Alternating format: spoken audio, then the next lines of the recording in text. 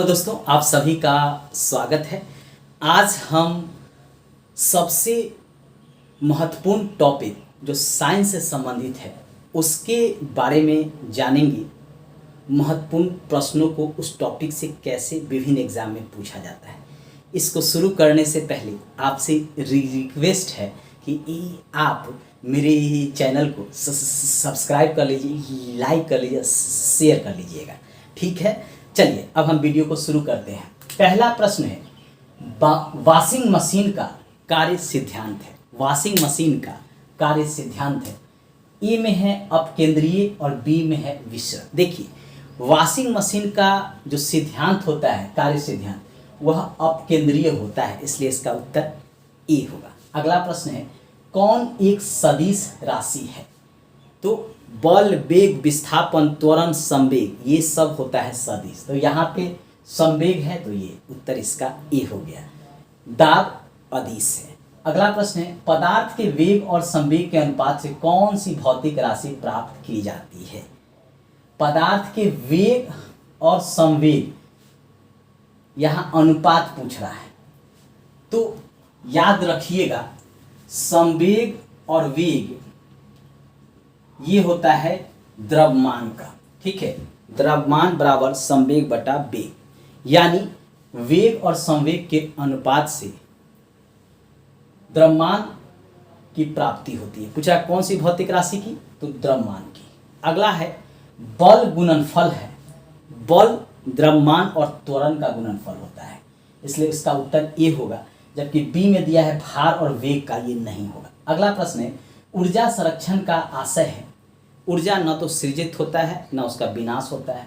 B में है विनाश होगा। देखिए, मान लीजिए कोयला है, ये कोयला है, अगर इसको जलाते हैं और इससे हम बिजली बनाते हैं तो ऊर्जा का यहाँ खत्म होगा, उतना ही इतना बिजली का निर्माण होगा। यानी ऊर्जा का न तो विनाश होता है और न ही सृजन होता है। अब इसको जो है एग्जाम में घुमा के पूछ देता है। कभी कभी ये कह देगा कि ऊर्जा का न तो सृजन होता है न विनाश, न कभी कभी प्रश्न पूछ देगा ऊर्जा का न तो विनाश होता है न सृजन। बात बराबर है, याद रखिएगा, ऊर्जा का न तो विनाश होता है और न सृजन होता है। अगला प्रश्न है, क्यों सड़क की अपेक्षा बर्फ पर चलना कठिन होता है? इसका कारण है कि आपको पता ही होगा, बर्फ में घर्षण कम होता है, बर्फ चिकना होता है। जब उस पर हम पैर रखते हैं तो उसको पैर को उठाकर चलने के लिए चूँकि घर्षण नहीं होता है तो काफ़ी बल लगाना पड़ता है। वहीं जब सड़क होता है तो उसमें घर्षण होता है, पैर में के तलवे में भी घर्षण होता है, तो आसानी से जो है हम चल पाते हैं। तो यहाँ पे होगा बर्फ में घर्षण अधिक होता है, ये नहीं होगा, बर्फ में घर्षण कम होता है, इसी कारण जो है उस पर चलना जो है कठिन है। गुरुत्वाकर्षण का सिद्धांत किसने दिया था? तो ये इसका सिद्धांत जो है न्यूटन ने दिया था। उन्होंने एक फल को देखा था कि वह जैसे सेव उन्होंने देखा था तो पेड़ से टूटा तो नीचे आया, वह ऊपर नहीं गया। तो उनके मन में हुआ कि आखिर ये सेव नीचे क्यों आया, ऊपर क्यों नहीं गया। तो ऐसे स्थिति में उन्होंने एक सिद्धांत दिया, जिस सिद्धांत को गुरुत्वाकर्षण का सिद्धांत कहा जाता है। इस सिद्धांत को न्यूटन ने दिया था। अगला प्रश्न है, अंतरिक्ष यात्री निर्वात में सीधे खड़े नहीं रह सकते। इसका कारण है गुरुत्व नहीं होता है निर्वात में, इसलिए वो सीधे खड़े नहीं रह सकते। चलिए अगले प्रश्न को देखते हैं। पीसा की झुकी हुई मीनार गिर नहीं जाती है, क्यों?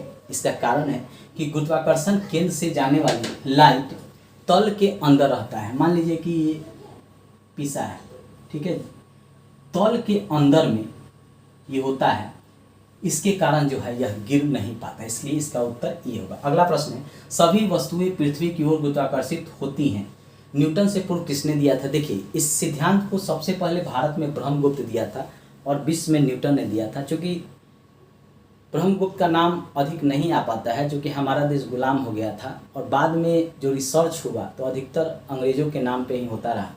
वैसे स्थिति में बाद में जब भारतीय इसके बारे में जाने तो उन्होंने बताया कि नहीं भाई, न्यूटन से पहले जो है ब्रह्मगुप्त ने गुरुत्वाकर्षण के सिद्धांत को दिया था, इसलिए न्यूटन रहे गुरुत्वाकर्षण के सिद्धांत में सबसे पहले रहे ब्रह्मगुप्त, और न्यूटन है तो आप ब्रह्मगुप्त को लगाइएगा, ब्रह्मगुप्त नहीं रहे तो आप न्यूटन को लगाइएगा। अगला प्रश्न है, जब कोई वस्तु ऊपर से गिराई जाती है तो उसका भार होगा। देखिए, कोई भी वस्तु ऊपर से जब गिरेगा तो उसका भार में परिवर्तनशील होगा, यानी भार परिवर्तित होगा। जैसे मान लीजिए चांद पे कोई वस्तु 1 kg का है, पृथ्वी पर आता है तो 6 kg का हो जाता है। एक उदाहरण से आपको समझाएं। अगला है लकड़ी, मोम और लोहा का समान आकार का टुकड़ा पृथ्वी पर गिराया जाए, कौन पहले पहुंचेगा? तो सबसे पहले लोहा पहुंचेगा। अगर समान आकार का है, ठीक है, इसमें बोला है समान आकार का, ये नहीं कहा है कि समान भार का। तो समान आकार का सीधी सी बात है, मोम हल्का होगा, उसके बाद लकड़ी हल्का होगा और सबसे भारी जो है आयरन होगा। सबसे हल्का मोम होगा, उसके बाद उससे भारी लकड़ी का टुकड़ा होगा और सबसे भारी होगा लोहा। तो वो क्या होगा, तेजी से नीचे आएगा, अगर समान आकार की बात बोल रहा है। यहाँ पे समान भार की बात नहीं कहा है। अगला प्रश्न है, किसी पिंड का भार सर्वाधिक है तो ध्रुवों पर होगा। ध्रुव होता है उस यहाँ पे होता है, ठीक है, तो यहाँ पे सबसे ज़्यादा भार होता है और विषुवत रेखा इसको काटती है, तो विषुवत रेखा यहाँ से काटती है, इस पे कम होता है।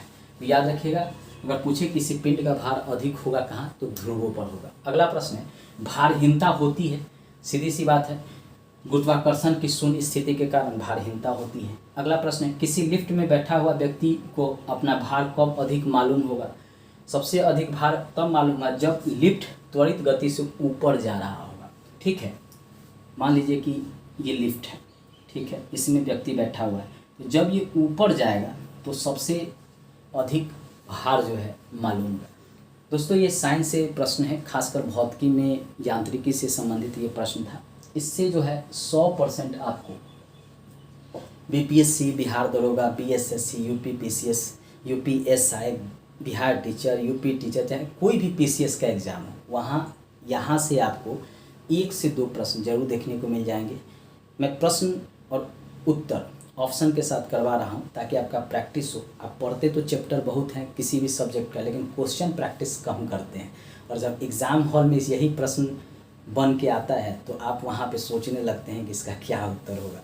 ऐसे स्थिति में सर पे हाथ होता है या चिंतित आप होते हैं। आप प्रैक्टिस कर लेंगे क्वेश्चन का घर से ही, तो वहाँ एग्ज़ाम हॉल में आपको आसानी होगा। इसलिए आप मेरे साथ प्रत्येक दिन क्वेश्चन प्रैक्टिस कीजिए। मेरे चैनल को सब्सक्राइब कीजिए, घंटी दबा लीजिए, ताकि इस तरह का वीडियो आए तो आप आसानी से आप तक पहुँचे और आप उसका लाभ उठा सकें। धन्यवाद दोस्तों।